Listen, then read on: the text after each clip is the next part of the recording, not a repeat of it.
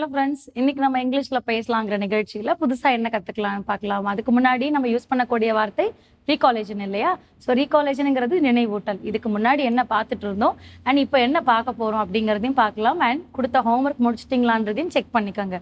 So நம்ம இதுக்கு முன்னாடி என்ன பார்த்துட்டு இருந்தோம்? Positive sentences which is for past perfect tense இல்லையா? பாஸ்ட் பர்ஃபெக்ட் டென்ஸில் பாசிட்டிவாக சென்டென்சஸை எப்படி பேசலாம், எப்படி எழுதலாம்னு பார்த்தோம்.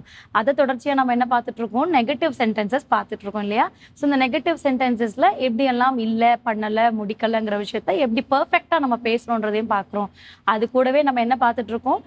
டெய்லி ஒரு வேர்ப் ஃபார்ம்ஸும் பார்த்துட்ருக்கோம். ஏன்னா நமக்கு ஒரு வார்த்தையை பேசுறதுக்காக இருக்கட்டும், எழுதுறதுக்காக இருக்கட்டும், என்ன முக்கியமாக வேணும்? நமக்கு ஆக்ஷன் வேர்ப்ஸ் தான். அந்த ஆக்ஷன் வேர்ப்ஸுமே எப்படி வேணும்?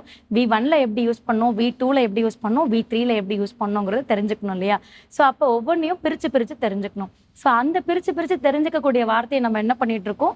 யூஸ் பண்ணிக்கிட்டும் இருக்கோம். அதாவது நம்ம சென்டென்சஸில் ஃப்ரேம் பண்ணிக்கிட்டும் இருக்கோம் இல்லையா? ஸோ அதன் அடிப்படையில் லாஸ்ட் கிளாஸ் உங்களுக்கு நான் ஃப்ளைன்ற ஒரு வேர்ப் ஃபார்ம் கொடுத்தேன். அதை முடிச்சிருப்பீங்கன்னு நினைக்கிறேன். இன்னைக்கு ஒரு புது வேர்ப் ஃபார்ம் கொண்டு வந்திருக்கேன். அதில் எப்படி எழுதலாம்னு பார்க்கலாம் வாங்க. ஸோ நம்ம பார்த்துட்டு இருக்கிறது வந்து பாஸ்ட் பர்ஃபெக்ட் டென்ஸ் இல்லையா? இதெல்லாம் எக்ஸ்க்ளூசிவாக நம்ம பார்க்குறது negative form. So negative form இல்லை அப்படிங்கிறத வந்து எப்படி சொல்லலான்னு பார்க்குறோம். ஸோ இந்த பாஸ்ட் பர்ஃபெக்ட் டென்ஸ் நெகட்டிவ்ல என்ன நமக்கு முக்கியமாக வேணும்? V1, V2 வேணும், தென் V3 அப்படிங்கிறது வேணும். அதாவது ப்ரெசன்ட்,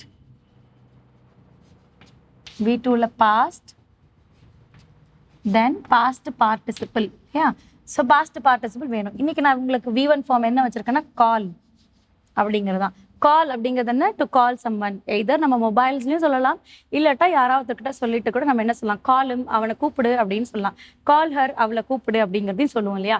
அப்போ இந்த காலுங்கிறத வந்து செகண்ட் ஃபார்மில் எப்படி சொல்லலாம் அப்படின்னா கால்டு அப்படிங்கிறது, தேர்ட் ஃபார்ம்லையும் கால்டு அப்படிங்கிறது தான். ஸோ அப்போ இந்த கால் அப்படிங்கிறது வந்து என்ன சொல்லுவாங்கன்னா அழைப்பு.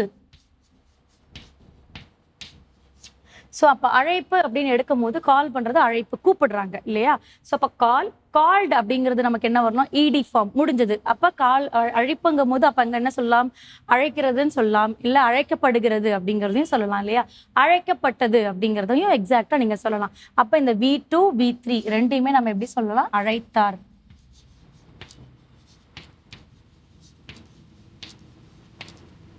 அழைத்தார் அப்படிங்கிறத எழுதிக்கலாம் இல்லையா?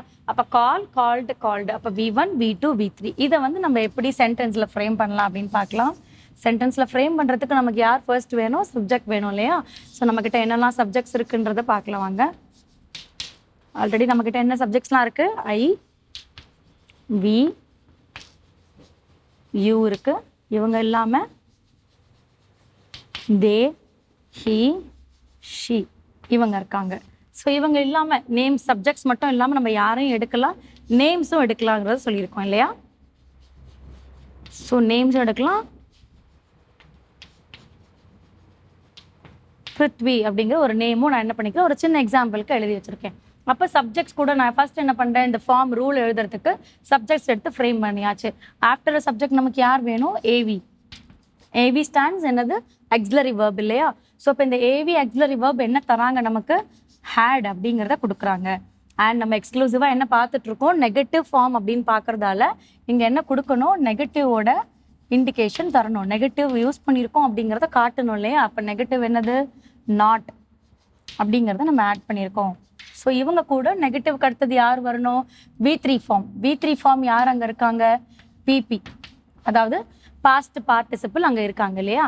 ஸோ அப்போ எனக்கு ஒரு சப்ஜெக்ட் இருக்குது, ரூல் வந்து கரெக்டாக ஃப்ரேம் ஆயிடுச்சு. ஒரு சப்ஜெக்ட் ஏவியில் ஹேடு, நெகட்டிவ் பார்க்குறதால நாட்டு, அண்ட் தென் V3 ஃபார்ம் வந்து பாஸ்ட் பார்ட்டிசிபிள் அப்படிங்கிறது ஆட் ஆயிடுச்சு. இப்போ நம்ம ஒரு எக்ஸாம்பிள் எழுதுவோமா?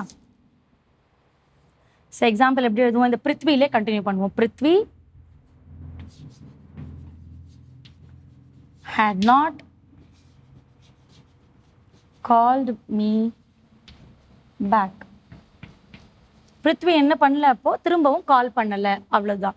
அப்ப திரும்பவும் பிருத்வி திரும்பவும் கால் பண்ணல அப்படிங்கிறது தான். அப்ப காலுங்கிறது திரும்பவும் அழைக்கவில்லை அப்படிங்கறத எழுதலாம். இதே போல நம்ம என்ன பண்ணலாம்? சப்ஜெக்ட்ஸ்லயும் எடுத்து எழுதலாம். இங்க சப்ஜெக்ட்ஸ்ல எடுத்து எழுதும்போது என்ன சொல்லலாம்? she hadn't called me back. அப்போ அவள் திரும்பவும் அழைக்கவில்லை அப்படிங்கிறத சொல்லலாம் இல்லையா? அப்போ அவள் என்ன பண்ணல, பேக் அப்படிங்கும் போது த ஃபார்வர்ட், அதாவது திரும்ப பேக்வேர்டில் வர்றது. அப்போ she hadn't call me back அப்படின்னா என்ன, அவள் எனக்கு திரும்பவும் அழைக்கவில்லை. கால் பண்ணால் அவள் உனக்கு அப்படின்னு கேட்பாங்க இல்லையா? No, she hadn't call me back. அவள் எனக்கு திரும்ப கால் பண்ணவே இல்லை. எப்போ சொல்லுவோம், ரொம்ப நேரம் ஆயிட்டு இருக்கும், இல்லை ஒரு 5-10 மினிட்ஸ் கூட ஆயிருக்கும் இல்லையா? கால் எடுத்தாங்களான்னு கேட்பாங்க, இல்லை கால் பண்ணாலான்னு கேட்பாங்க. அப்போ நம்ம இந்த பதில் நம்ம சொல்லலாம், she hadn't call me back அப்படிங்கிறத வந்து நீங்கள் சொல்லலாம். ஷி ஹேட் நாட் அப்படின்னு இழுக்கும் போது கொஞ்சம் உங்களுக்கு எக்ஸ்டெண்ட் ஆகுற மாதிரி இருக்கும். அதனால நீங்கள் பேசும்போது மட்டும் ஹேடன்ட் அப்படிங்கிறத பயன்படுத்திக்கோங்க. ஹேடன் பயன்படுத்தும் போது உங்களுக்கு இந்த ஸ்டைலிஷ் ஆஃப் ஸ்பீக் வந்து உங்களுக்கு கரெக்டாக இருக்கும். எப்படின்னா, ஹேடன்ட் அப்படிங்கிறது இல்லை மேம் எனக்கு இது யூஸ் பண்ணியும் எனக்கு வரல அப்படின்னு நீங்கள் ஃபீல் பண்ணீங்கன்னா, தெர் இஸ் அ டிப். எப்படி ஒரு ஸ்டைலாக பேசலாம்னா, ஒரு பெரிய பென்சில் எடுத்துக்கோங்க. பெரிய பென்சிலை வாயில் ஹோல்ட் பண்ணிக்கோங்க. ஹோல்ட் பண்ணிட்டு சின்ன சின்ன வார்த்தைகள் பேசுங்க. கஷ்டமாக தான் இருக்கும், அது பார்க்கறதுக்கு குழந்தைத்தனமாக இருக்கும். பட் இருந்தாலும் உங்களுக்கு அந்த ஸ்டைலிஷ் ஆஃப் ப்ரொனவுன்சியேஷன்ஸ் உங்களுக்கு வரும். அப்படி வரும்போது இந்த மாதிரி ஹேடன், ஹேவன்ட், இஸ்ன்ட் அப்படின்னு சொல்லும் போது நல்லா இருக்கும் பேசுறதுக்குமே. ஸோ அப்போ உங்களை எல்லாருமே என்ன பண்ணுவாங்க, நோட்டிஃபை பண்ணுவாங்க. அப்போ அவங்களோட ஸ்டைல் ஆஃப் ஸ்பீக் நல்லா இருக்கு இல்லையா அப்படின்னு நோட்டிஃபை பண்ணுவாங்க. ஸோ அதுக்காக தான் she hadn't call me back. இதை நீங்கள் வேற விதமாகவும் எழுதலாம். இதே போல் இந்த கால்டுங்கிறத பார்த்தீங்கன்னா, ஒரு பேராகிராஃப் படிக்கிறீங்கனாலும் அந்த பேராகிராஃப்ல இட் இஸ் கால்ட் அப்படின்னு இருக்கும், இல்லைன்னா கால்ட் ஆஸ் அப்படின்னு இருக்கும். ஸோ அப்போ ரெண்டுத்துக்குமே என்ன, இதை இப்படி அழைக்கிறாங்க, இப்படி அழைத்தாங்க அப்படிங்கிறத சொல்றது தான். அப்போ இந்த கால்டுங்கிறது எங்கெல்லாமும் ப்ளே பண்ணுது, ஒருத்தவங்களை கூப்பிடுறாங்க அப்படிங்கிறதுக்கும் ப்ளே பண்ணுது, இல்லை நான் ஃபோனில் பேசுகிறேன் அப்படிங்கிறதுக்கும் ப்ளே பண்ணுது. அண்ட் தென் ஒரு பேராகிராஃப், ஒரு கான்செப்டை பற்றி எக்ஸ்பிளைன் பண்ணுறோம் அப்படின்னாலுமே இதை வந்து இப்படி தான் அழைக்கிறாங்க அப்படிங்கிறத பற்றியும் சொல்கிறாங்க. அப்போ இந்த கால்டுங்கிறது வந்து எய்தர் ஆஃப்டர் அ வேர்பும் நமக்கு வரும், இல்லை அப்படின்னா ஒரு பேராகிராஃபோடைய நிறைவு இடத்துலையும் முன்னாடி வரும்.